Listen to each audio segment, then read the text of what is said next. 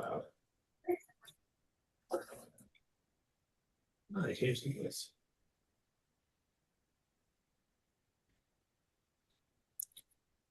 And then let me share. I only count 5, Eli. What am I missing? I think the phone number is Peter. We can Yeah. confirm, but I've got Don, Ron, you, Fred, Peter, and Joan Marie. Okay, perfect. But we'll need to do roll call anyway. Right. Can everyone see the agenda? Yes. Thank you. Yes. All right. It is 1:04 p.m. I'm going to call the Brownfields Advisory Committee of the Central Vermont Regional Commission, to order. Recording Janet? reminder. We know that it's recorded. Janet, we're having a hard time hearing you. Oh, and it might be on our end too. Are you sure? Sounds Let me see that. Can you bring Zoom to the front? You all hear us clearly? Yes. Yes. Yep. And for what it's worth, I can hear Janet clearly. I'm connected And via Zoom. part of it was we're using the wrong microphone or speaker. Could you just open speaker on yours? And change it to select speaker, so the next section. Oh yeah, you want to use the owl, and then you can go back again, and again the owl. Andrea, do you mind saying something again? Hi, everyone. Good afternoon. Wonderful. And Janet, you want to try? Yeah, how's that? Is that any better? Still a little fuzzy. It's almost as if it's not the your earphone microphone's not working. It sounds like there's getting a little, might be your computer microphone. It does what it sounds like. It sounds like it's waiting. Oh, now we can hear Is it that all. any better? No, same problem. Sounds a little underwater. We have no idea. It was working fine for 2 other meetings already. So,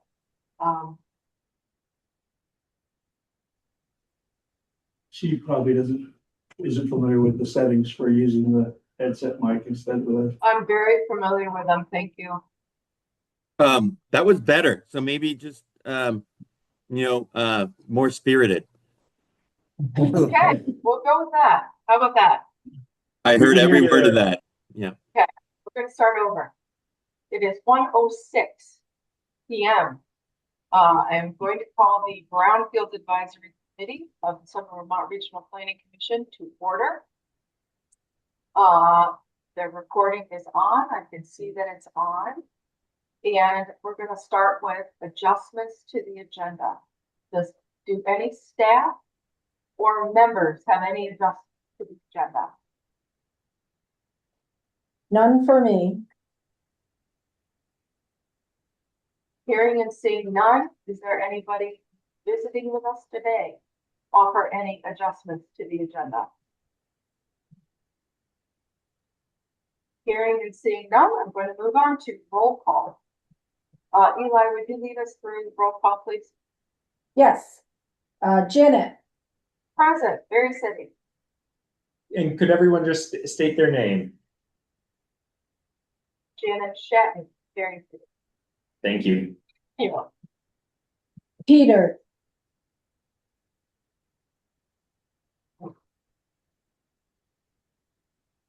Peter is driving, so we will come back to Peter. Don LaHaye. Don LaHaye. Ron Krause here. Fred. Fred Kenny, Interim Executive Director, Central Vermont Economic Development. Liz Scharf. Not present, I believe. Joan Marie. Joan Marie Misick, District Director with the Vermont Department of Health, Barre Office of Local Health. And I did put a note in the chat. I have to step off at 1:45 today. Nicola Anderson. I do not believe she's present. And Kevin Casey. Do not believe that he is present. Peter, are you there? Can you hear us and just make your presence known? I know you're driving.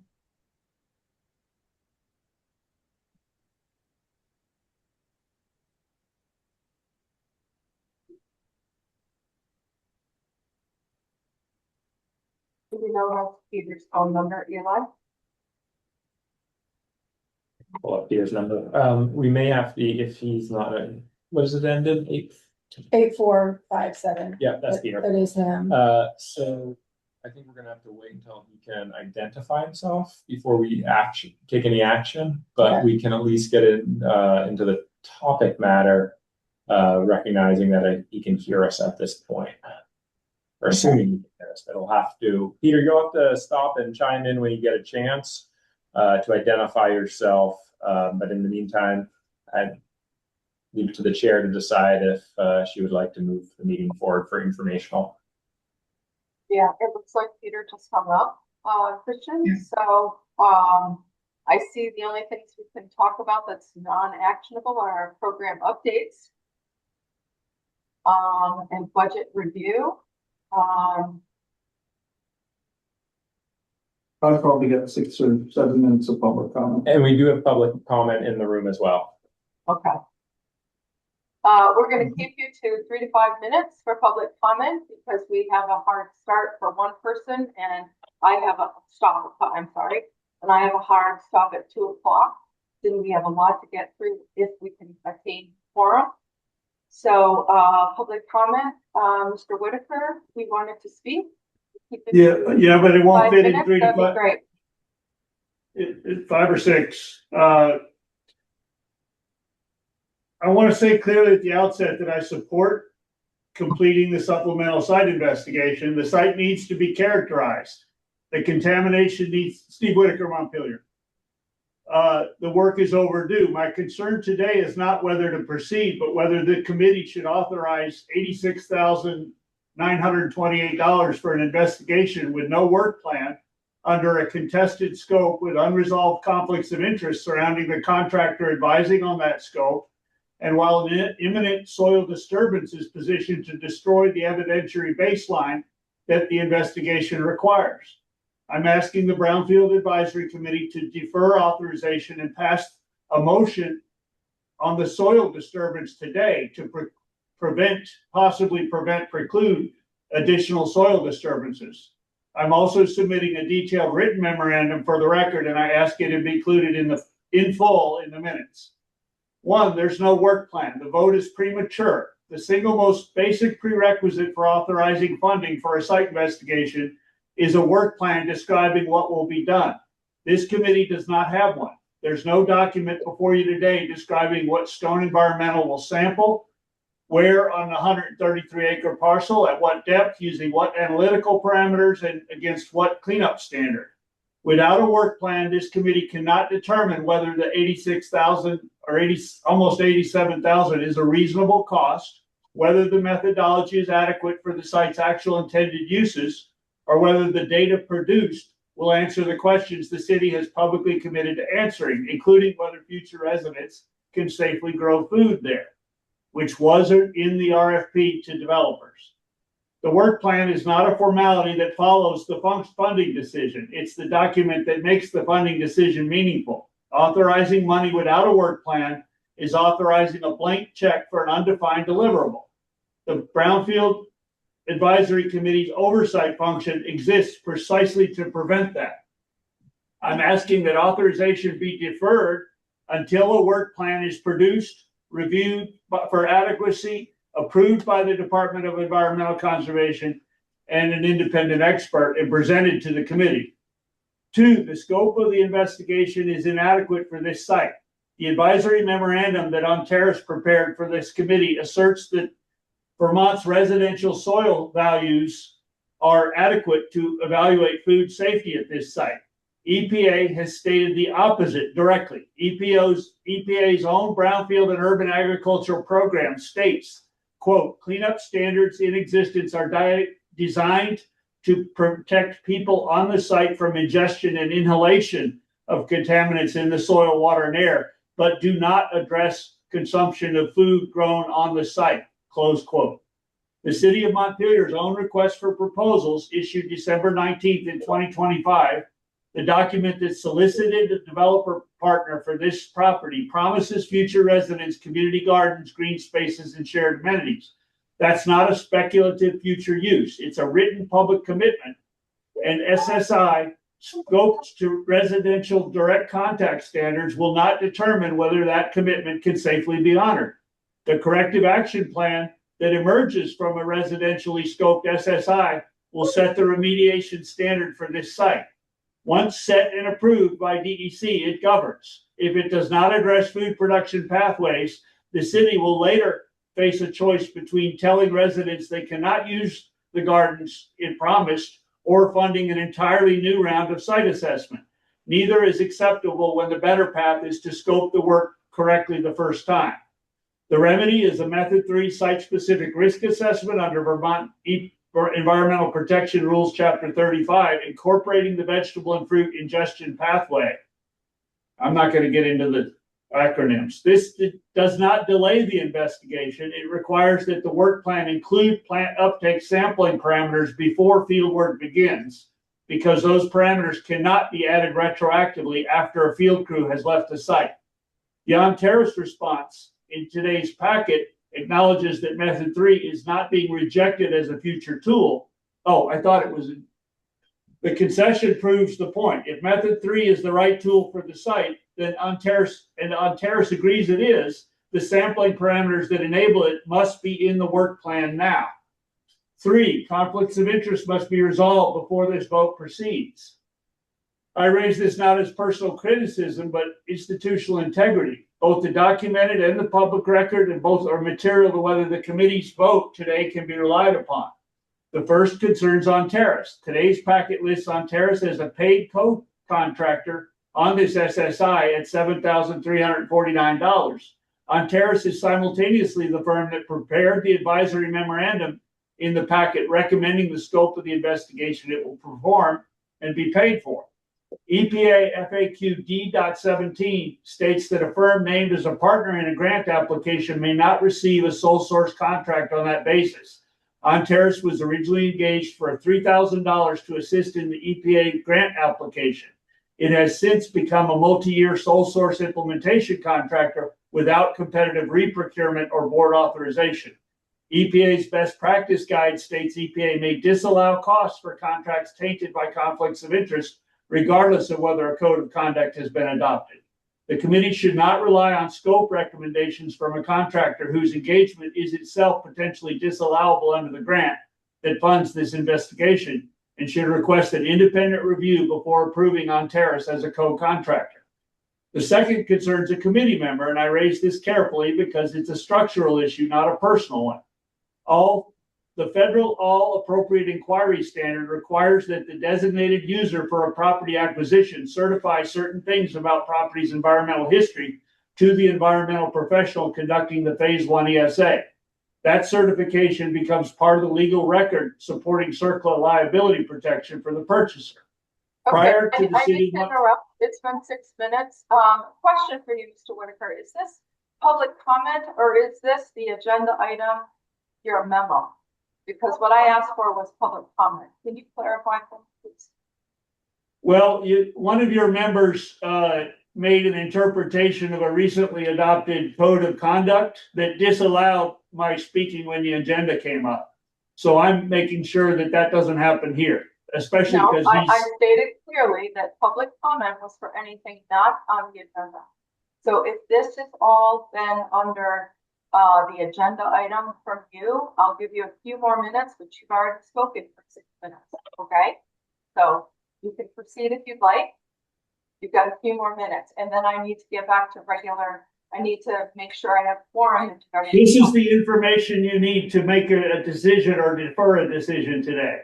You need to All right, understand but the depth of the. excuse me, I'm going to stop you right there, put you on pause because this is not public comment. I would like to go back to making sure that Peter can hear us, can acknowledge the fact that he is participating, and then we can say we have quorum, and then we'll move forward. Ma'am, you're not audible. I cannot understand you. Something's wrong with your microphone. We can hear her in the room. I understood everything in that. Okay. I can't Can understand. you hear me? It's choppy and it's distorted to a point where I don't think your microphone is working, or you've got the wrong one selected. I have the right So- one selected, but thank you for that. Peter, can you hear us?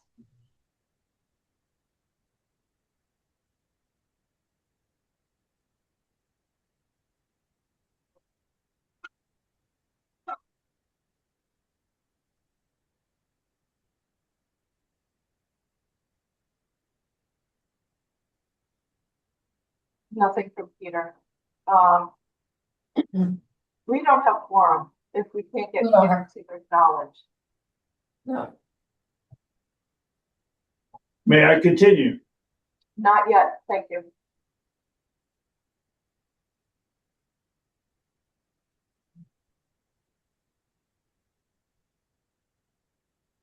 I'm gonna try to reach out to Peter directly and see if I can get an update. Thank you, because this item falls under action possible, and if we don't have quorum, we can't take an action item.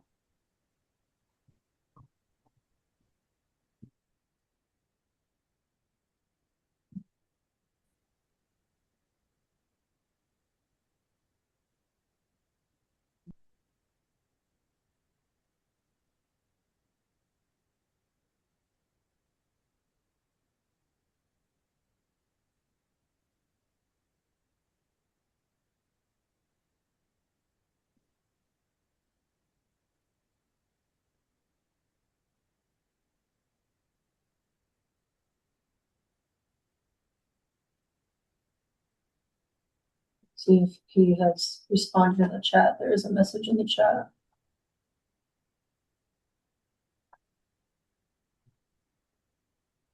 No, there's not a message in the chat.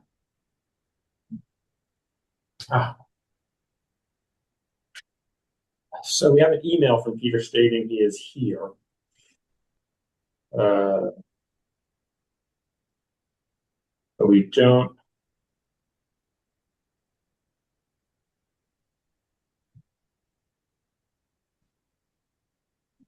One second, I'm gonna just check open meeting law specifically to check statute.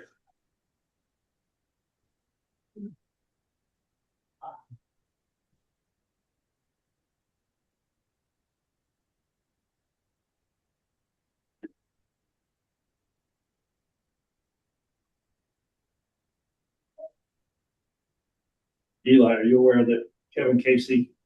I'm not going to comment when we're waiting. Right now.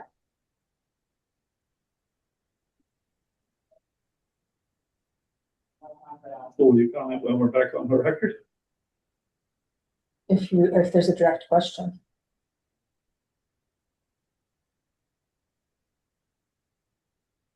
We got him. He's gonna call me. I will have him on speakerphone.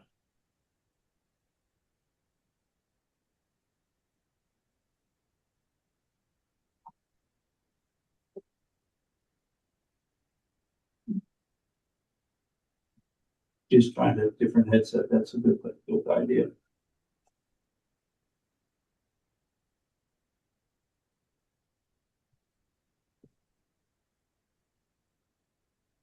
this any better for people? Hey, Oh, Peter. Very much better, Janet. Okay, thanks, Eli.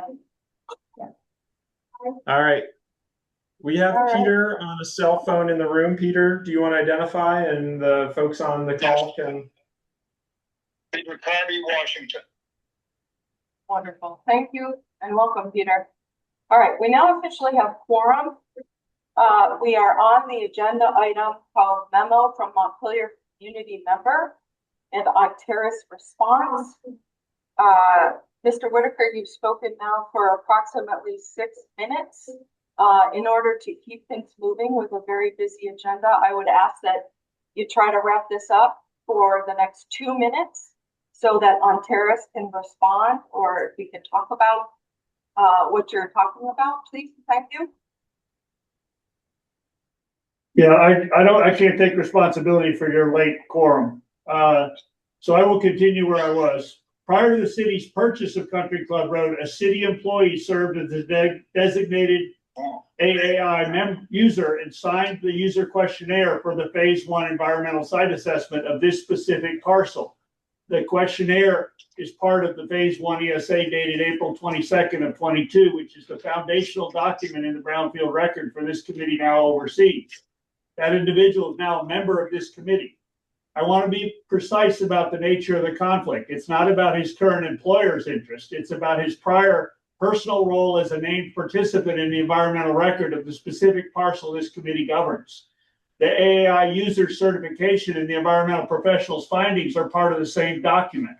The committee member who personally certified the environmental condition of a parcel in a legal record cannot objectively adjudicate funding decisions about an investigation of that same parcel. That's not a criticism of Kevin personally. It's a structural disqualification that would apply to anyone in that position. I'm asking his recusal from any CCR related matters be addressed and resolved before any vote on a CCR funding proceeds. And I want to flag this the second time in 2 memos that Ontaris has misrepresented the EPA's published guidance on food production safety and brownfield sites after being corrected in writing the first time. That pattern from a contractor with a financial stake in a simpler investigation should be given the committee serious pause about relying on its scope recommendations. 4, an imminent soil disturbance will permanently compromise the investigation this committee is funding. This is the most urgent issue before the Brownfield Advisory Committee today, and it's the one the committee can act on regardless of how it votes on the funding. The public records produced in response to FOIA ID 2026-126 document that a 50 by 70 foot soil disturbance, stripping sod and topsoil to install a greenhouse at Feast Farm is positioned to proceed within weeks. No written secretary level authorization, as required under the Brella I rule, has been issued for the disturbance, and no permit has been issued, and other records requests indicated that they have no authority to be doing anything up there. So no Act 250 determination has been made. I'm not asking the committee to enforce Chapter 35. That's that Department of Environmental Conservation's role. What I'm asking is that the committee recognize that this disturbance would do to the investigation it's about to fund. A supplemental site investigation exists to establish the spatial and vertical grid of contamination across an enrolled parcel, horizontal extent, depth profile, groundwater involvement, stripping and relocating surface soils from an undelineated area before sampling permanently removes the surface horizon from the sample grid at that location. It mixes soils of unknown contamination. Once these soils are moved, the pre-disturbance contamination profile of that specific location cannot be reconstructed. The investigation this committee funds today will be working from a permanently corrupted baseline at the greenhouse footprint. There's a second problem that compounds this one. The greenhouse purpose is to grow food. The proposed method is to take topsoil from an uncharacterized area of a site with confirmed organochlorine and heavy metal contamination, arsenic, lead, mercury, and heptachloroepoxide, and place it inside a food production structure. Heptachloroepoxide is a persistent organochlorine that accumulates in fatty plant tissue and moves up the food chain. The EPA maximum contaminant level goal in drinking water is 0, reflecting its status as a probable human carcinogen. The investigation the Brownfield Advisory Committee is funding exists to determine whether those soils are safe for food production. Installing the greenhouse before that determination is made defeats the greenhouse's own stated purpose. The third problem, the greenhouse footprint sits on prime farmland soils, as shown by the USDA and NRCS Web Soil Survey in the record before this committee. Mixing soils of unknown contamination status from former golf course areas with potentially clean prime agricultural soils may permanently spread organochlorine contamination into soils that are currently uncontaminated. That damage cannot be undone by any subsequent remediation. Act 250 criteria 9B requires that any that the agricultural potential of primary ag soils be preserved. A soil disturbance that mixes contaminated golf course soils into clean prime farmland before characterization forecloses that preservation permanently. Cvrpc is grant administrator for the EPA Assessment Coalition grant, has authority to communicate to the city that no soil disturbance should occur at this site prior to completion of the SSI work plan and establishment of a pre-disturbance sampling baseline at all proposed disturbance locations. I'm asking this committee. Mr. Whitaker. 1 minute Okay, warning. I'm closing in. I'm Thank you. asking this committee to pass a motion directing Cvrpc staff to issue that communication today as a condition of responsible grant stewardship, not as a Chapter 35 enforcement action. Those are different things, and the Brownfield Advisory Committee has authority only to do the former. To summarize, defer the funding authorization until a work plan exists that's scoped to answer the questions the site actually requires, resolve the 2 conflicts of interest before any vote on CCR matters, pass a motion today directing staff to communicate to the city to preclude any further soil disturbances. I'll put a written version of this with more detail into the record and request it be attached to the minutes. Thank you. I believe now is the opportunity for Terrace to respond to some of the statements, things made, and what we've read. Who would like to start? Christian, what do you think? I would just say that to give Terrace a direction rather than they've provided their response, which encompasses a lot of the same concerns included in the packet. But if there's specific questions from the committee, that might be the way to give them direction and focus. Okay. Thank you. This is overwhelming at best. Any committee members have any questions for what's been said, what we've read, their responses that might help clarify anything?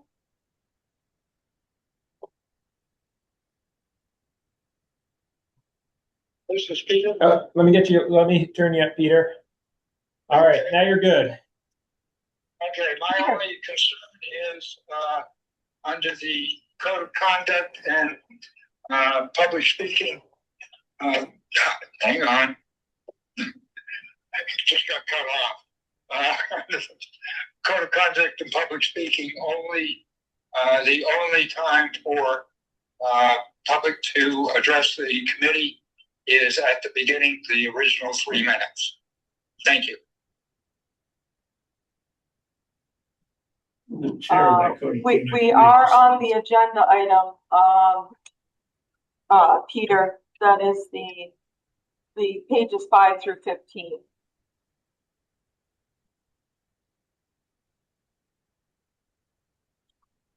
If there's nothing else, what is our action on this, Eli? Joan Marie, I'm sorry, go ahead. Yeah, it is hard to determine where to begin with all of this. I'm honestly struggling a little bit to suss through everything and what we need to prioritize in our discussion today. But let's just talk about the work plan.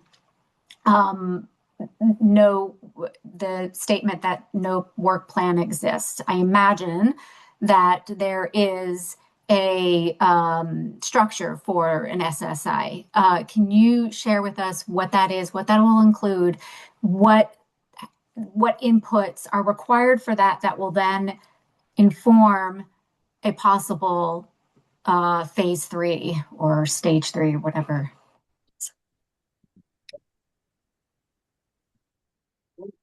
Is that being directed to Ontaris or? Yes, if someone from Yes. Ontario, one of you folks could help us out with Joan Marie's question, that would be lovely. Dan, are you in a good position to explain the process for developing the SSI work plan? Yes. Would you like me to do that? Yes.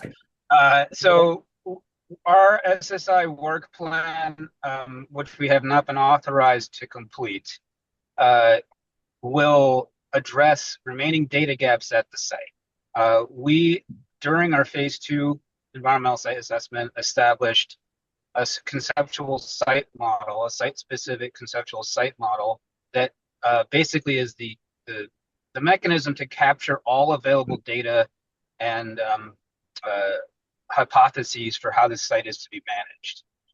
It evaluates exposure pathways, the contaminants of concern, the media of interest, the geologic setting, use patterns, you name it. It's basically everything we know about the site. And it presents a number of hypotheses that are to be tested. And those are the basis of the recommendations that are in the phase 2. So the phase 2 presented those recommendations. We know that there's some more work to be done out there before we can even come close to saying we've adequately characterized the site. And that's the basis for drawing up the work plan, is to establish, you know, a good and reasonable approach to fill those data gaps. And yep. Was there more? Or somebody? No comment. No, Okay, keep so we talking, were Dan. so what the committee has seen to date has been what I would call a placeholder budget. We take our best guess at things to see, you know, our best and available information. We have not gone forward and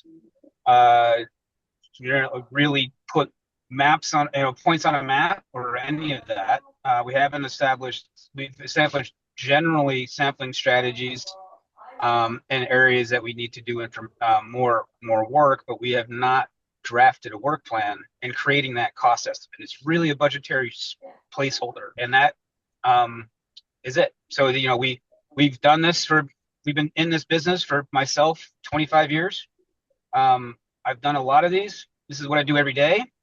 And so I think I have a pretty good sense of how to do this work and know that what the state will require, the DEC will require to complete for the user to complete their obligations under BRELA.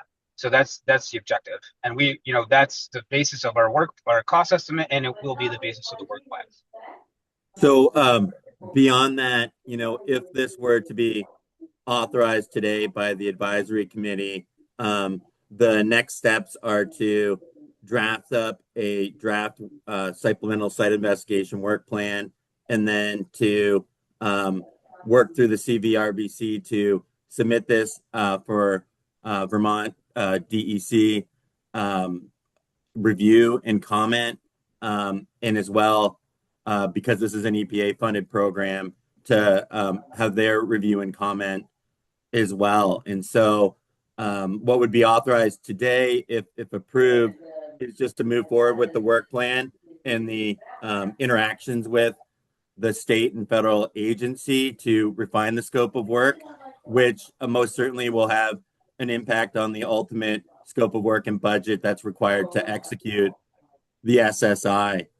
So if the cost deviated, you know, from the current estimates, we would bring that back to Cvrpc and have more to talk about at that point. So that's the kind of path forward from here. Thank you both, Dan and Chris, for that. Anything else? Any other questions? I'm interested. So I'm going to ask a question of Eli. Given that we are on agenda item memo from the community member, what is the action that we're potentially should be taking on this, Eli? Is it to listen, or? There is no action. There was action possible if it came up. Got it. Okay. Well, thank you very much. Okay. So then I think what I'd like to do, we don't have much time left with quorum. Projects and requested actions is the next agenda item. And since we are talking about this project, I believe this is the last bullet item under this agenda item. Supplemental site investigation for 203 Country Club Road, Montpelier, correct? Correct. We have other things also under these potential actions. Yeah, we have four sites that we have actions on. Right. I prefer to take these all in order, with the time that we have. So, starting with the work plan development for a phase 2 environmental site assessment for 143 North Main Street in Berry City. Eli, would you like to give any additional information? So this is, just in the interest of time, because I know Joe Marie only has a little bit. It's all in the packet, but this is a site that, is being looked at for the Vermont, the Central Vermont Technical, School to do programming. It is a former, auto shop. That's 150 Ayers. I was talking about 143. I'm sorry. Newberry. So Newberry. I'm sorry. Yeah, so this is a work plan development for a phase 2 for 143 North Main, which is the old Newberry's building, which has been vacant for a decade and a half, maybe. Anyway, yeah, at least that much. So, and this is for on Terrace to do a work plan development for that phase 2. Okay, for just the work plan portion.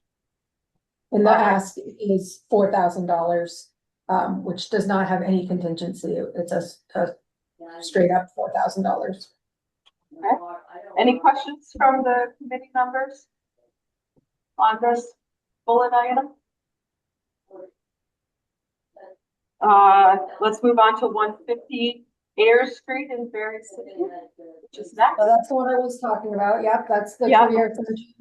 And this is a property right across from Spalding, that the owners are selling the property. It will no longer be an auto shop. And this would be for phase 1, which would be also be on Terrace. This does include a 10% contingency.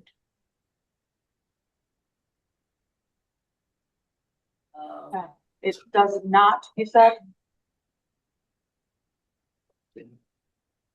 It does include a 10% contingency. Okay. So the ask is for 5,500. Okay. Any questions for Eli on this particular property? It's the Alan Jones Tire facility out behind Spalding. Can't understand her. All right, hearing seeing none, the next item is 707 Stonecutters Way in Montpelier.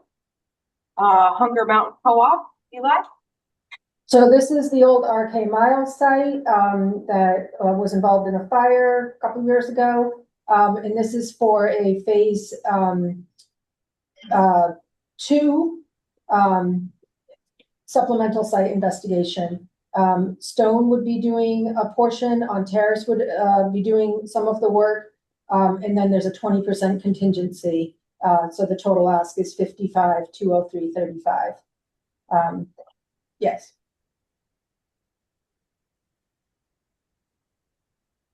Any questions?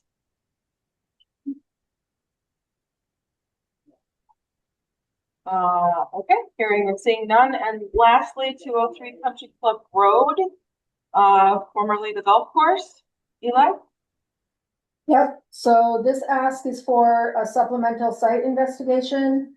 That Stone, the estimate for that is included in the packet. I understand that the type was small and I apologize for that. I think it's still legible. It is not. I respect your opinion, but I think it's still legible. I think people can still read it. If anybody can't read it, please let us know. I cannot. This includes the Antares amount of $7,349.16 plus a 20% contingency. Questions on this particular phase 2 supplemental? I have a question broadly then is this work that gets approved, should it get approved, you folks are going to move relatively quickly on some of these items between on Terrace and Stone. You've built that into your budget and time constraints. Yes, we have. This is Andrea with On Terrace. Yes, we have, and we move at the pace that EPA and DECs allows us to. So there are review periods. For example, the work plan review period with EPA is usually 30 days. With DEC, it's usually 60 days. And just to add on to the discussion before, no work plan gets implemented without 2 EPA signatures and 1 DEC signature. So there are 3 agency reviewers that review every phase 2 work plan.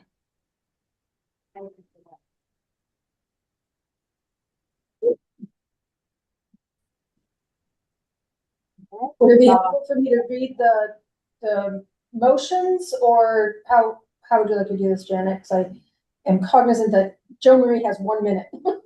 Brett I has know. his hand up. He has his hand up. Good. Is the sequence of tasks with 203 Country Club Road, is that any different than the sequence of tasks for the other 3 projects that we're looking at? Did that happen in the same order? Are you asking On Terrace, or are you asking me? Either Eli or Terrace, whoever can answer that. I'll let On Terrace answer as well, but yeah. Okay, yeah, sure, Eli, I can chime in. So sites 1 and 2, the Country Club and Hunger Mountain, those are supplemental phase 2 ESAs. So there has been work, prior soil groundwater investigation work completed, and Stone has an idea of what the data gaps are that DEC has identified for additional work. Site number 3 is a phase 1 ESA, so we aren't proposing to do any kind of sampling activity at this time. Site number 3 is a phase 2 ESA, not a supplemental phase 2 ESA. So since we don't have an idea yet of what the data gaps may be at that site, we are only asking for work plan approval there at this time versus asking for approval for work plan and implementation of that work plan. So the basic answer is yes, the process is the same. There's a little nuance with phase 1s versus phase 2s, but in 3 out of the 4 cases, we're doing supplemental investigation, which involves putting together a work plan, seeking state and EPA guidance and approval of that, and then moving forward with the work. So yes. Thank you. Thank you, Chris. In the interest of time, I would like to know if Joan Marie, do you have to jet, or, because I don't want to rush any of this, but but if you have to go, we do not then have quorum to be able to make any decision. I can give 2 minutes max. All right. In the interest of time, Eli, would you like to please read the motions then? Yes. So the first is 143 North Main Street in Barry. The motion is to recommend the Cvrpc Board of Commissioners Executive Committee to approve the funding of up to $4,000 for On Terrace to do a work plan development for a phase 2 environmental site assessment for 143 North Main Street in Barry. This is Peter. I will make that motion. Sorry, you're gonna make it again, Peter. Sorry. Peter has This is made. Peter. I will make that motion. Yeah, I heard it. Peter makes the motion. Is there a second? Joan Marie, Mysick, I'll second. Thank you. Motioned by Peter, seconded by Joan Marie. Is there any further discussion? Hearing and seeing none, all those in favor signify by saying aye. Aye. Aye. All those opposed? Any abstentions? Motion carries. All right, next one. 150 Ayers Street, the move is to recommend the Cvrpc Board of Commissioners Executive Committee to approve funding of $5,500 for On Terrace to do a phase 1 environmental site assessment for 150 Ayers Street in Berry City. Thank you. Did Peter just make the motion? Peter did just make a motion. I can. All right, Peter made the motion. Is there a second? I'll second it. So motioned by Peter, seconded by Janet. Is there any other questions, further discussion? Hearing and seeing none, all those in favor signify by saying aye. Aye. Aye. Aye. All those opposed? Any abstentions? Motion carries. Right. The third one, 707 Stonecutters Way, Montpelier. The move is to recommend the Cvrpc Board of Commissioners Executive Committee approve funding of up to $55,203.35 for, which is the estimates plus the 20% contingency for supplemental site investigation for 707 Stonecutters Way in Montpelier. This is Peter. I will make that motion. motion by Peter. Is there a second? I'll make the second. Motion is by Peter. Janet seconds. Is there any further discussion? Hearing and seeing none, all those in favor signify by saying aye. Aye. Aye. Aye. All those opposed? Any abstentions? Motion carries. And lastly, Eli, thank you. So the last is 203 Country Club Road in Montpelier. The move is to recommend the Cvrpc Board of Commissioners Executive Committee approve funding of up to $86,928,085, which is the estimates plus a 20% contingency for a supplemental site investigation for 203 Country Club Road in Montpelier. This is Peter. I will make that motion. I'll Motion second. by Peter. And thank you, Fred. Seconded by Fred. Any further discussion? Hearing and seeing none, all those in favor signify by saying aye. Aye. Aye. Aye. All those opposed? Any abstentions? Check a quorum call. It was unanimous. Yeah, but you told, somebody said they were dropping off before you. took the She vote. hasn't left yet. So I I'm believe still I was in here. the middle of, yeah. We've all voted. It was unanimous. Thank you. Okay. Thank All you, right. Jo Marie. Yeah, thank you, Joan Marie. All right, now that we don't have a quorum, I think we're just going to end this meeting.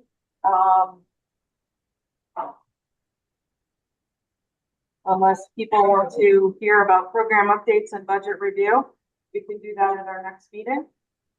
Yeah, we can do that. We'll give, Peter and I can give an update for the Brownfields conference that we went to in Portland at our next meeting. Okay, that'd be great because I'm interested in hearing how it was. So I believe There a is, motion. it went out, there is a budget update. We did do a drawdown. That budget update is also in the it went out in the packet. So we can review that in the next meeting as well.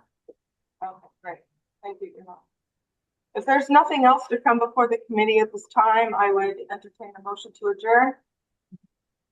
Motion. So moved. This is Peter. I'll say motioned by Don, seconded by Peter to adjourn at 1:51 p.m. Thank you, everybody. Thank you. Have a great day. Thank Good you. day. Bye.